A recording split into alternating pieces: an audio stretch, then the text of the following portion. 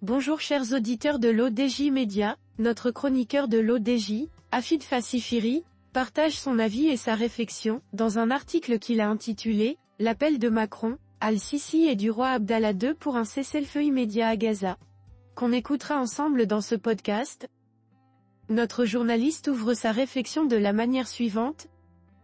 Les présidents français et égyptiens et le roi de Jordanie exigent, dans une tribune au Monde, le respect des résolutions de l'ONU et affirment leur volonté de faire aboutir la solution à deux États. Égal respect de toutes les vies. Lundi 8 avril, le président français Emmanuel Macron, son homologue égyptien Abdel Fattah al-Sisi, et le roi Abdallah de Jordanie ont appelé à un cessez-le-feu immédiat à Gaza, dans une tribune inédite publiée en France dans le journal Le Monde. Les dirigeants exigent également la libération de tous les otages, la guerre à Gaza et les souffrances humaines catastrophiques qu'elle entraîne doivent cesser immédiatement. Aucune paix au Moyen-Orient ne pourra procéder du terrorisme, de la violence ou de la guerre. Elle résultera de la solution des deux États. C'est la seule option crédible pour garantir paix et sécurité, pour tous et faire en sorte que ni les Israéliens ni les Palestiniens n'aient à revivre les horreurs qui les ont frappés depuis les attentats du 7 octobre 2023. Le 25 mars, le Conseil de sécurité des Nations Unies a finalement assumé ses responsabilités en exigeant un cessez-le-feu immédiat à Gaza. Il s'agissait d'une étape cruciale, qui doit être mise en œuvre sans plus attendre. Face au nombre intolérable de victimes, nous, chefs d'État de l'Égypte, de la France et de la Jordanie, demandons une mise en œuvre immédiate et inconditionnelle de la résolution 2728 du Conseil de sécurité des Nations Unies. Nous soulignons la nécessité urgente d'instaurer à Gaza un cessez-le-feu permanent. Nous insistons sur l'urgente nécessité de mettre en œuvre l'appel du Conseil de sécurité pour la libération immédiate de tous les otages et réaffirmons notre soutien aux négociations menées avec la médiation de l'Égypte, des États-Unis d'Amérique et du Qatar portant sur le cessez-le-feu, les otages et les prisonniers. Exhortant toutes les parties à respecter toutes les résolutions pertinentes du Conseil de sécurité des Nations Unies, nous mettons en garde contre les conséquences dangereuses d'une offensive israélienne à Rafah, où plus de 1,5 million de civils palestiniens ont trouvé refuge.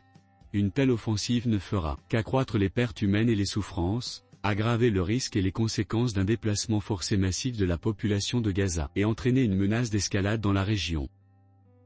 Notre chroniqueur enrichit son discours de la manière suivante. On peut s'étonner de cet aveu d'impuissance que représente cette tribune, estime Johan Soufi, avocat et ancien responsable du département juridique de l'Agence des Nations Unies pour les réfugiés palestiniens à Gaza. Cette tribune pour un cessez-le-feu a été considérée comme un aveu d'impuissance par un ancien responsable du département juridique de l'ARVA Johan Soufi, avocat et ancien responsable du département juridique de l'Agence des Nations Unies pour les réfugiés palestiniens à Gaza, qui estime que la tribune signée par la France, la Jordanie et l'Égypte, pour exiger un cessez-le-feu immédiat à Gaza, témoigne de l'impuissance de ces États. On peut s'étonner de cet aveu d'impuissance que représente cette tribune, a réagi mardi 9 avril sur Français Info, Johan Soufi, avocat spécialisé en droit pénal international et ancien responsable du département juridique de l'Agence des Nations Unies pour les réfugiés palestiniens à Gaza, entre 2020 et 2023. Tout n'est pas à jeter pour l'avocat, puisque la tribune désigne la guerre comme une impasse. Mais Johan Soufi regrette la forme que prend le message. Les présidents de 3 États, dont une puissance nucléaire, pour la France, et la principale puissance militaire en Afrique, pour l'Égypte, sont si impuissants qu'ils en sont réduits à écrire une tribune dans un journal, comme pourrait le faire n'importe quel membre de la société civile, déplore-t-il.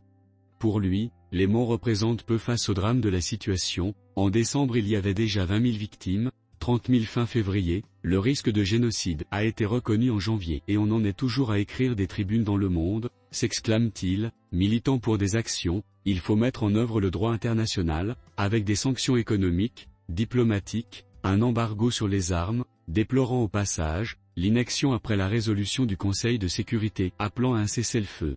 Rédigé par Afid Fassifiri. Merci d'avoir écouté ce podcast de l'ODJ Média. N'hésitez surtout pas à nous suivre sur nos réseaux sociaux, Instagram, Facebook, TikTok, LinkedIn et Twitter. Alors, on se dit au prochain podcast de nos chroniqueurs de l'ODJ, et à très bientôt.